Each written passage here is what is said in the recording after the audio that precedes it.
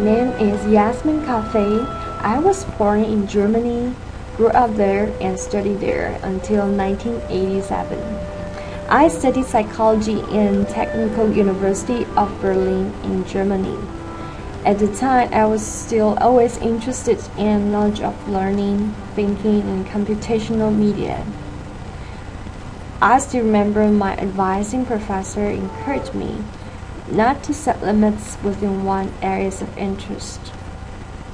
Well, I think it's good, and later on, he gave me lots of support for my first investigation into the area of learning technology.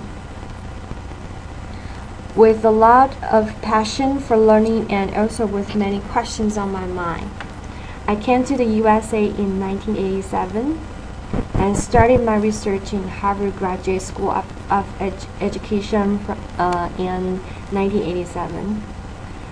Besides working with many great, excellent teachers and friends in Harvard, I joined the MIT Media Laboratory and worked on the game design project. All the years of hard work lead to the birth of my first publication book, Mind in Play. It is based on my thesis research related to game programming and learning.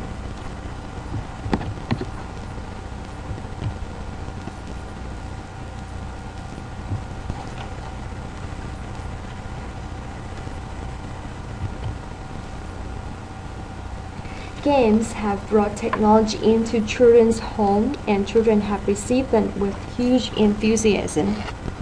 Games capture children's imagination and are able to engage them in fantasy world.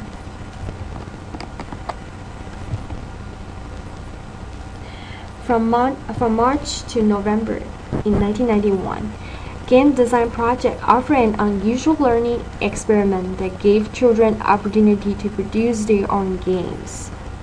Actually, they didn't just play games, they created games. First, we chose 16 fourth grade students in the inner city public elementary school. We taught them how to use a simple programming tool called Logo. And then, we needed to design games for teaching math fraction. Their task is to teach the third graders.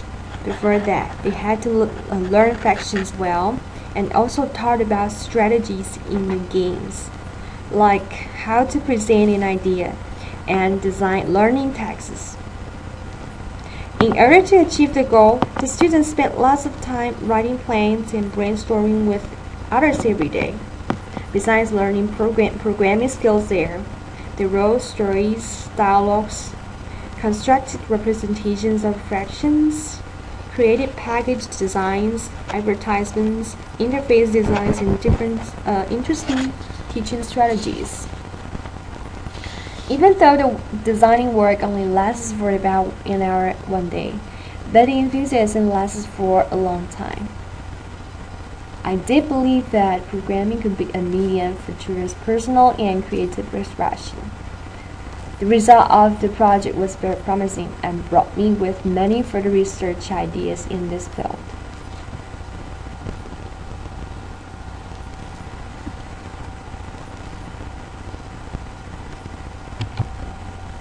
As I kept working with the game designing project, I started to think about the question, are there really different science learning achievements between boys and girls? When observing those girls' programming performance, I found that girls love computers, and they love to work with computers. If we give boys and girls equal chances to learn the computer skills, learning to express themselves, create graphics, and tell the story, then we find no differences between the boys' performance and the girls'. Both boys and girls can choose their own research topics and program on their computer. The research shows that in every case, girls learn science and program the computer at least as well as the boys, different only in techniques and styles. Based on these findings, I worked on the report, Tech-Savvy Girls, Educating Girls in the Computer Age in 2000. The idea that computer games are only toys for boys had changed in 1996. At the time, the Barbie game became the most successful software package in the Christmas season. Well, 10 years later, 2006. It's a time with the rise of many online games. Children love them and they are crazy and obsessed with them. But the most interesting part of the phenomenon is that they also attract a huge number of female players. That tells us that girls also love games.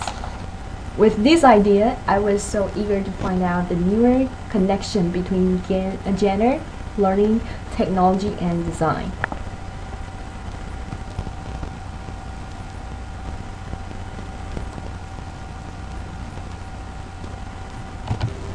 Yville is a learning-based learning online game.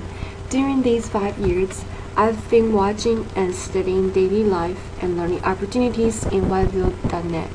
The site starts in 1999 and it is a virtual community that provides educational games and roleplays. There are over 5 million players now, most of them are teens aged 9 to 16. 2/3 of the players are female teens.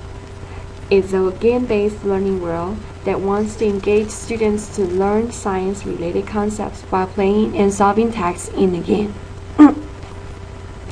After we observed lots of the players' interactions and the time engagements for learning tasks, we found that being able to get involved in social activities in Yville, like chatting, whispering, sending emails, those are all attracting parts for the players. This just tells us that teenagers love to do things with their peers, even learning. We also observed players' learning effects in another community science game in Yville. It's called Whitepox. It is a disease broke out every year in the community. It will infect all the people coming around you, just like flu in real life. When you get infected, your chatting words will be interrupted with messy codes and influences your chatting content. No one knows when it will start, but the players have to collect information from learning centers when it starts, and join related discussion about learning natural diseases. To conclude, Whitepox is successfully draw the players into the science activity and learning about infectious diseases. We were glad to see learning happen in this educational game-based online community and look forward to further use in the social science course. Well, then here is a film for introducing the website to a class of students. Welcome to a tour of Yville. Yville is an online community for students who are in the younger years, say elementary to middle school. Yville is kind of like a second life for younger students, and it has wonderful features that we're going to look at today briefly. First of all, when a player logs on, they're going to begin by creating an avatar.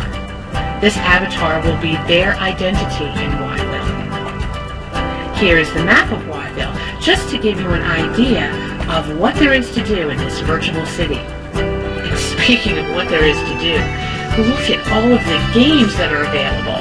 And these aren't just any games. These are games based on using higher order thinking skills, something that our students today are really in need of. They can create their own songs in iTunes, help build and design planes, and design energy-efficient houses, just to name a few things. There's also a chat feature with places to meet new friends. And we're going to talk more about this chat feature later on. And of course, my favorite is the shopping environment. Now, as a teacher setting up a virtual class, the rules are slightly different. When I logged in and signed up as a teacher, City Hall had to identify my credentials as a teacher, and then each student has to fill out a permission slip to sign up for my class. This ensures that parents are in agreement to allow their child to use this site. Now, part of my class is going to be using the chat feature. And before any student can use chat, they have to go through training and receive their chat license. This chat license requires that students know the difference between a safe chat and a chat that is potentially harmful. For instance, a student will be asked, "What do you do if someone asks for your address?" Or, "What do you do if someone uses a bad word?" These things will be answered by the students, and then when they answer correctly, they'll be given their chat license. In addition to being able to express themselves through chat, the students also have the opportunity to do some creative writing with Yville Times, Yville's newspaper.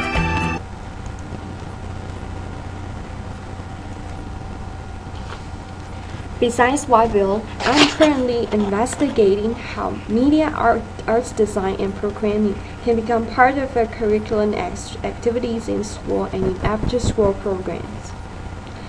I work with colleagues from in the MIT Media Laboratory, and we design, study the media-enriched programming environment called Scratch for computer clubhouses. I want to know what teenagers will learn in the process, from learning how to manipulating the producing tools to presenting their products in public. Computer clubhouses are community technology centers in many countries, including in those poor communities. They provide high-quality equipment and professional software for young students to produce or create music, films, or any kind of digital designs. Usually, young students come here after school, and most of the time they learn on their own with available tools. They can discuss with friends for their selected projects, or sometimes there are mentors giving motivative support or in-time technical expertise. Because we believe that the learners can construct new knowledge in a well-prepared learning environment. Students usually come here and create either a game or a design graphic with provided software and media design tools. What we observe from the students' learning process is that we found good changes in their media proficiency levels and also their learning attitudes. After they publish their works on Scratch, they get confidence from their mastery of certain media producing skills. They get a sense of achievement after they solve problems in the projects. Also, they love to learn new things because they know that hard work eventually pays.